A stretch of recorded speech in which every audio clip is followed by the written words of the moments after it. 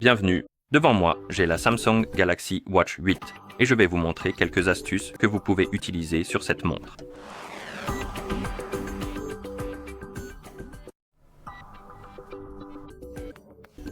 Tout d'abord, je vais vous montrer comment utiliser et personnaliser les raccourcis des boutons sur votre montre.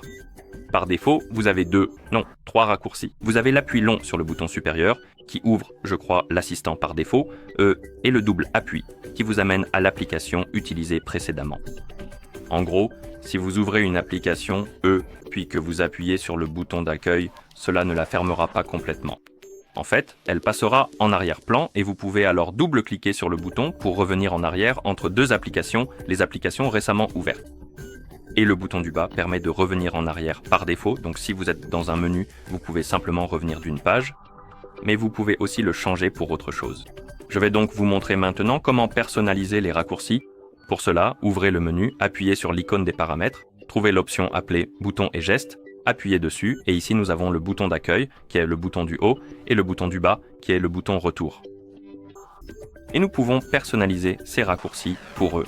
Double appui, et ici vous avez la liste des fonctions ou applications que vous pouvez ouvrir avec un double appui, alors trouvez quelque chose qui vous plaît. Par exemple, disons que je veux ouvrir les paramètres. Donc maintenant, si j'appuie 2 fois sur le bouton, cela ouvrira l'application des paramètres. Ensuite, nous avons l'appui long et vous avez des options spécifiques. Je crois que vous ne pouvez pas vraiment le changer. Alors, que se passe-t-il si je tape sur paramètres ici? Nous n'avons ici que l'assistant Google. Donc, vous pouvez sélectionner un assistant numérique, Bixby ou le menu d'arrêt. Et ensuite, lorsque vous appuyez longuement sur le bouton, il exécutera l'option que vous avez choisie. Ensuite, nous avons le bouton inférieur et cela vous permet seulement de choisir entre revenir à l'écran précédent, donc revenir en arrière, ou afficher le menu des applications récentes. Donc, si vous appuyez sur le bouton, cela vous montrera le menu des applications récentes. Il suffit de sélectionner l'option que vous préférez et en plus du raccourci bouton, nous avons aussi les gestes et ici, vous pouvez les activer et les personnaliser un peu. Et nous avons le double pincement, l'agitation et le tapotement. Le double pincement consiste en gros à pincer avec votre pouce et votre index, je crois que c'est comme ça qu'on l'appelle. Et en gros, voilà à quoi ça ressemble. Vous avez un aperçu si vous faites défiler vers le bas et vous pouvez l'activer. Et ici, vous pouvez personnaliser ce qu'il fait dans des menus et applications spécifiques. Par exemple, dans le contrôleur de musique et de médias, il va lire, mettre en pause ou vous pouvez passer à la chanson suivante. Sur le cadran de la montre, vous pouvez changer ce qu'il fait. Vous pouvez activer ou désactiver l'action secondaire. Puis nous avons le style suivant, les notifications suivantes et ce genre de choses. Donc vous pouvez personnaliser la façon dont le geste se comporte dans différentes applications. Et vous avez les alertes du calendrier, ignorer et ce genre de choses. Et vous pouvez aussi changer pour terminer. Je ne suis pas sûr de ce que cela fait quand vous le changez en terminé, mais par exemple, pour les calendriers, nous pouvons les ignorer ou les reporter. Et c'est pareil pour l'alarme, je crois. Ouais. Le prochain, geste et l'agitation, et cela vous permet de refuser les appels entrants, de rejeter les alertes, de revenir au cadran de la montre après avoir consulté une notification ou de supprimer le texte en cours de saisie. Et pour le faire, il faut faire ceci, je crois. Ouais. Et bien sûr, si vous voulez l'utiliser, vous devez l'activer. C'est pareil pour le double pincement. Et le dernier est le knock-knock, et cela vous permet d'ouvrir une fonction spécifique, ou vous pouvez aussi ouvrir une application précise.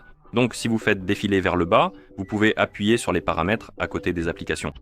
Cela ouvrira la liste des applications, et vous pouvez sélectionner l'application que vous souhaitez ouvrir en effectuant le geste knock-knock. D'accord, donc c'est à propos de... c'est à peu près tout ce qu'il y a à savoir pour les raccourcis clavier et les gestes de navigation. Maintenant, je vais vous montrer une autre fonction qui permet d'ouvrir automatiquement les contrôles de musique. Et pour cela, vous devez faire défiler vers le bas et appuyer sur Fonction avancée dans les paramètres. Et ici, nous avons l'option appelée Lancement automatique des contrôles multimédia. Et je trouve cela très intéressant parce que ce que fait cette option, en fait, c'est que si votre montre est jumelée à un téléphone et que vous lancez de la musique sur ce téléphone, disons Spotify ou autre, si cette option est activée, elle ouvrira automatiquement les contrôles multimédia sur votre montre et vous pourrez alors utiliser votre montre pour contrôler la musique sur ce téléphone. Si vous la désactivez, cela ne fonctionnera pas. Vous devrez ouvrir les contrôles multimédia manuellement. Donc pour moi, ce serait pratique d'utiliser cette option, mais peut-être que ce n'est pas le cas pour vous. Mais je voulais juste le mentionner au cas où. Vous pouvez également activer l'option pour afficher sur la barre de navigation lorsque des médias sont en cours de lecture sur le téléphone. Et ça, je pense, c'est une nouveauté pour les montres Samsung.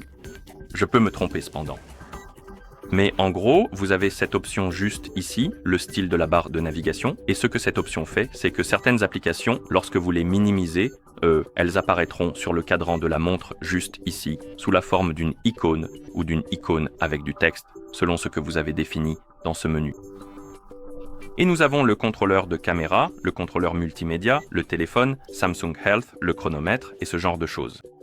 Et nous avons aussi d'autres applications comme Google Play Store, Maps et c'est à peu près tout. Je ne sais pas si cette liste s'allonge, mais je ne pense pas. Et prenons par exemple Samsung Health. Par défaut, c'est affiché comme une icône avec du texte.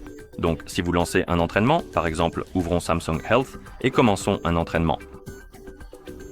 Et si vous avez un entraînement en cours et que vous le minimisez en appuyant sur le bouton du haut, il apparaîtra juste ici en bas avec le texte. Donc vous verrez le compte à rebours et vous pourrez appuyer dessus pour revenir à l'application, tout simplement. Laissez-moi arrêter cet entraînement et maintenant je vais le changer en mode icône uniquement pour vous montrer comment il s'affiche lorsqu'il est réglé sur icône uniquement.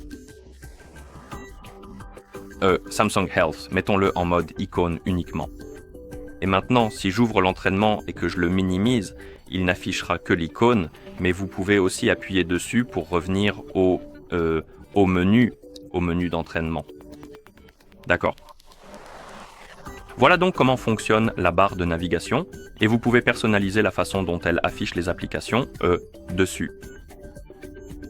Et malheureusement, vous ne pouvez personnaliser que certaines applications spécifiques, comme l'appareil photo, le contrôleur multimédia, le téléphone Samsung Health, le chronomètre, le minuteur et ce genre de choses. Donc, personnalisez-le selon vos préférences, et je pense que c'est à peu près tout. Merci d'avoir regardé. Si vous avez trouvé cette vidéo utile, merci de vous abonner à notre chaîne et de laisser un j'aime sur la vidéo.